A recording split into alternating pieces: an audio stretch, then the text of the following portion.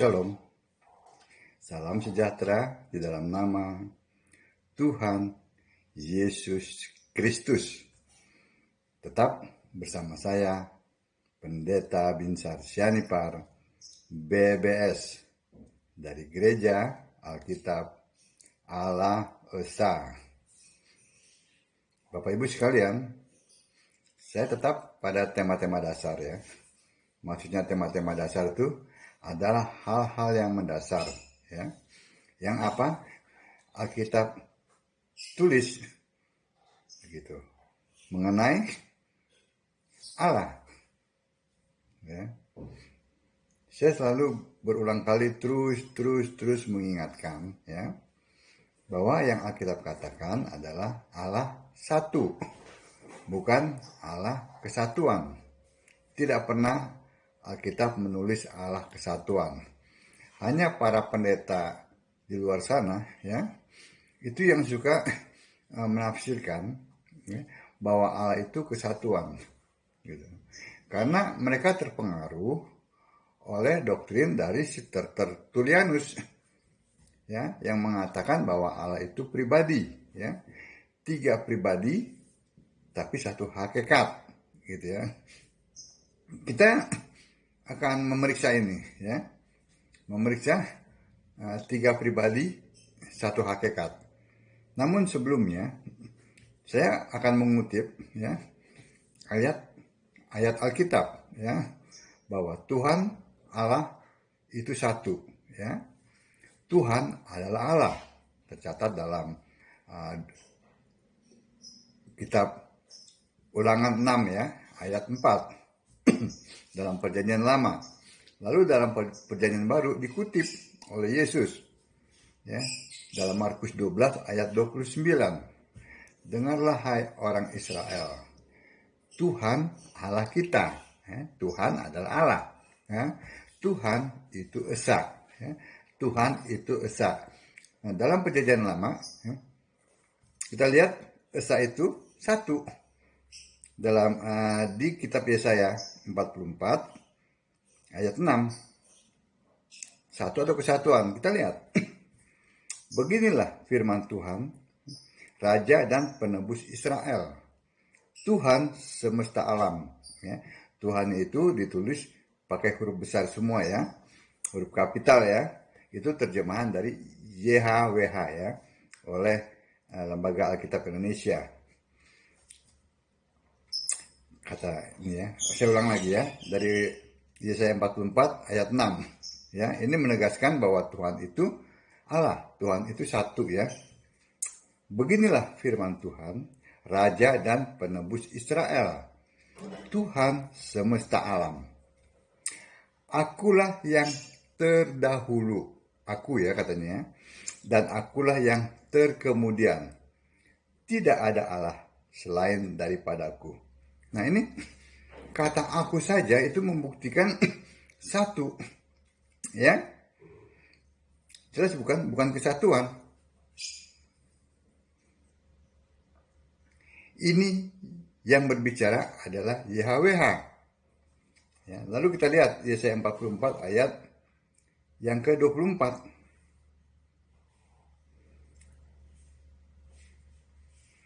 Beginilah firman Tuhan ya, kembali ya, TUHAN huruf besar semua itu, penebusmu yang membentuk engkau sejak dari kandungan.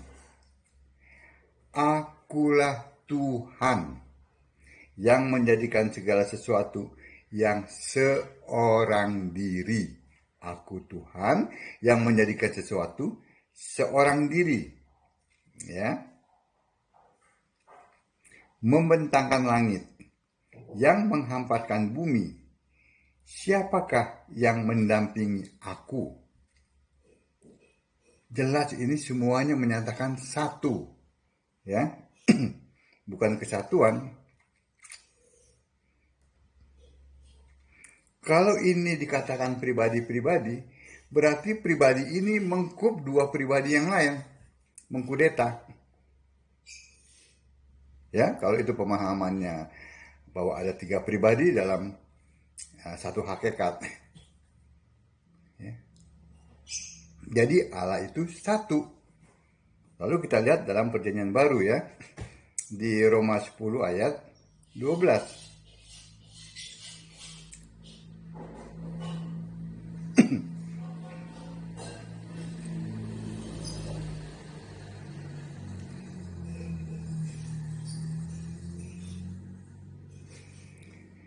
Sebab tidak ada perbedaan antara orang Yahudi dan orang Yunani. Karena Allah yang satu itu adalah Tuhan dari semua orang. Sama. Allah yang satu itu adalah Tuhan. Allah yang satu. Ya, bukan kesatuan. Kaya bagi semua orang yang berseru kepadanya. Jelas bukan? Baik dalam perjanjian lama maupun dalam perjanjian baru ditegaskan Allah satu,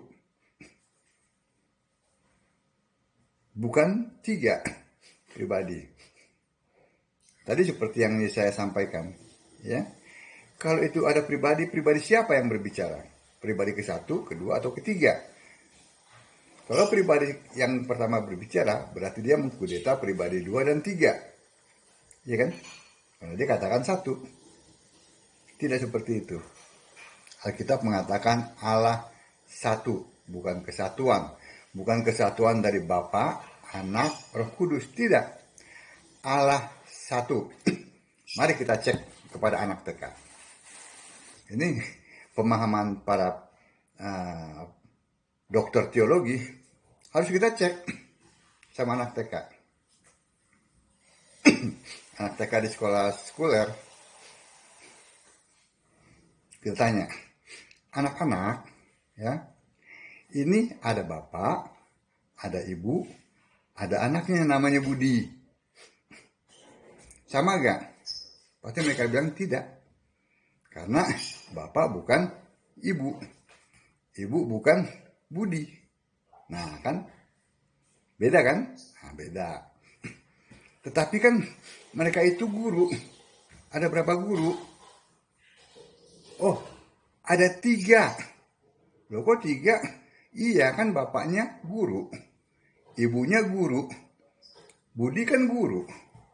3 guru kan beda-beda. Lalu cepat-cepat dokter teologi bilang, oh bukan jabatan. Tetapi hakikat. Oke. Hakikatnya kan manusia. Kita bilang lagi sama anak TK. Halo anak TK. Ya. Bapak itu kan manusia kan? Iya manusia. Ibu manusia. Budi manusia. Ada berapa manusia? Pasti mereka akan katakan, ada 3 manusia. Kita tanya, kenapa? Kok ada 3? Iya bapak kan bukan ibu. Ibu kan bukannya anaknya, bukannya Budi. Budi kan bukannya bapak. Jadi ada 3 manusia. Anak TK aja ngerti. Dokter teologi nggak ngerti yang gini. Nggak ngerti. Mau dengan apa lagi dijelaskan bahwa Allah itu satu? Dengan ayat-ayat Alkitab? Tidak mau. Oh, saya ingat. Tanya sama setan. Tuh. Tanya sama setan. Setan percaya gak Allah satu? Kita tanya. Lihat di ayatnya di apa? Yakobus 2. Yakobus 2 ayat 19. Soalnya kan ini keras kepala, tegak tengkuk. Ngotot. Ya. Udah itu ngajarin dari mimbar. Ini yang sesat. Tadi Yakobus 2 ayat 19. Tanya tuh para pendeta Tritunggal tuh tanya sama setan tuh. Allah itu satu atau 2? Saya bacakan ya dari Yakobus 2 ayat 19. Tetapi ayat 19, sorry. Yakobus 2 ayat 16.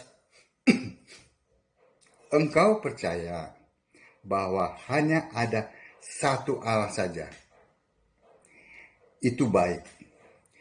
Tetapi setan-setan pun juga percaya akan hal itu. Dan mereka gemetar. Setan aja percaya Allah satu. Kalian nggak percaya kan? Makanya tanya sama setan tuh. Allah ada satu apa dua, apa kesatuan? Ternyata Allah satu. Ya, jelas bukan? Kalau kita tadi baca dari uh, Markus, dari Ulangan 6 ayat 4, lalu disambung dalam perjanjian baru ya. Markus 12 ayat 29, ya, bahwa Tuhan itu Allah, bahwa Tuhan itu esa, Allah itu esa. Kita lihat di kitab, ya, kitab Yudas, esanya itu ya, Yudas 1 ayat 25. Allah yang esa, juru selamat kita, Allah yang esa, juru selamat oleh Yesus Kristus. Namanya Yesus Kristus, Tuhan kita. Itu Tuhan, ya. Jadi Allah yang esa, juru selamat Tuhan adalah siapa? Yesus Kristus. Bagi Dia adalah kemuliaan, kebesaran, kekuatan, dan kuasa sebelum segala abad, dan sekarang, dan sampai selama-lamanya. Amin. Yesus Kristus, Tuhan Allah. Lalu di mana Bapa? Banyak kata-kata Bapa. Banyak. Dari kitab. Satu, saya ingin jelaskan, ya. Orang Yahudi, ya, menganggap Allah itu Bapa mereka. Ya, bukankah engkau Bapa kami? Ya, tetapi Bapa itu bukan Allah. Allah yang dianggap sebagai Bapa gitu loh. Sudah ngerti? Kalau nggak ngerti ya mampet. Itu yang pertama ya. Mereka menganggap Allah itu sebagai Bapa. Tetapi mereka tidak menyembah Bapa. Yang mereka sembah Allah. Tuh ya, yang pertama. Mengenai kata Bapa. Waktu firman, ya, yang adalah Allah, ya, Yohanes 1 ayat 1, lalu Yohanes 1 ayat 14, menjadi manusia, ya, di sorga itu tetap ada Allah. Kenapa? Coba perhatikan Yohanes 1 ayat 1. Pada mulanya adalah firman. Nah, tidak dikatakan pada mulanya adalah Allah, tidak. Pada mulanya adalah firman. Firman bersama-sama dengan Allah. Nah ini mampatnya di sini kalau masih nggak ngerti. Karena sudah terkonsep bahwa Allah itu pribadi.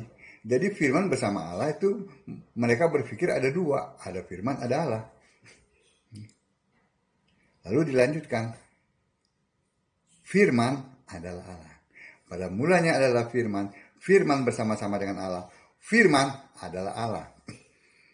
Kata bersama-sama ini untuk menunjukkan kepada manusia dengan bahasa manusia, ya, bahwa firman itu adalah Allah. Firman yang adalah Allah itu tidak dibatasi ruang dan waktu.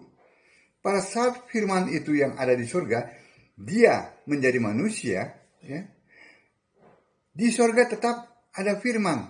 Kenapa? Karena firman itu bersama-sama dengan Allah. Firman yang ada di dalam diri manusia Yesus, ya, maksudnya yang menjadi manusia itu, ya, di surga pun tetap ada firman, karena firman itu adalah Allah. Dia tidak dibatasi ruang dan waktu.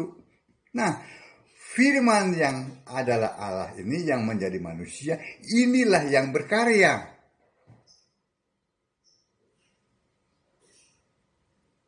Roh Allah yang di surga, ya, firman yang ada, roh Allah yang di surga itu yang disembah.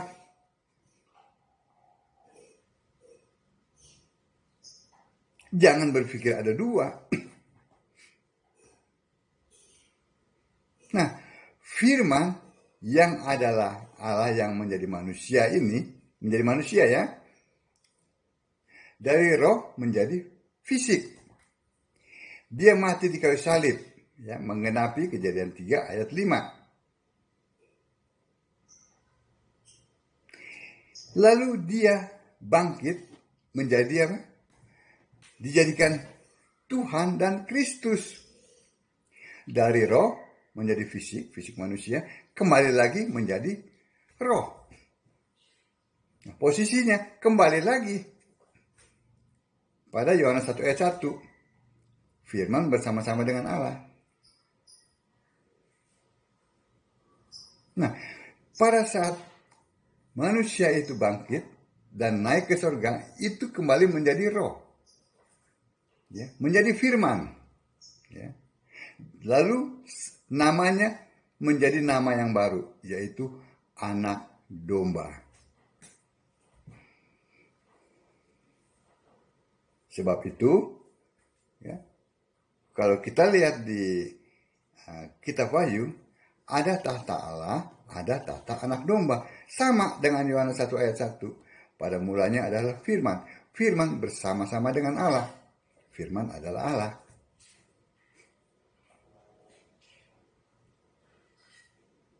Amin. Kalau ini masih juga kurang bisa dipahami, ya berdoalah. Jangan tegar tengkuk. Ya. Bahasa-bahasa yang saya sampaikan ini begitu sederhananya. Begitu sederhananya. Dengan bahasa apa lagi yang harus saya sampaikan?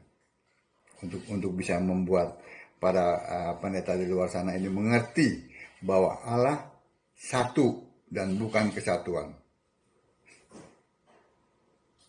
Firman adalah Allah. Allah adalah roh. Dengan demikian, firman adalah roh. Baca ayatnya di Wahyu 19 ayat 13. Firman adalah roh. Sebab itu Yesus katakan, ya, pada saat manusia menolak, maksudnya kalau orang menolak Yesus manusia, diampuni.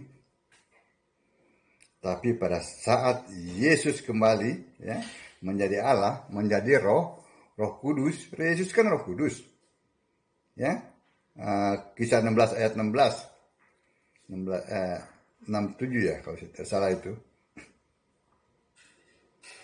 Nah, pada saat orang menolak Yesus yang adalah Roh Kudus, itu tidak akan diampuni. Saat ini Yesus adalah Roh Kudus. Nah, jadi dengan bahasa-bahasa seperti inilah kiranya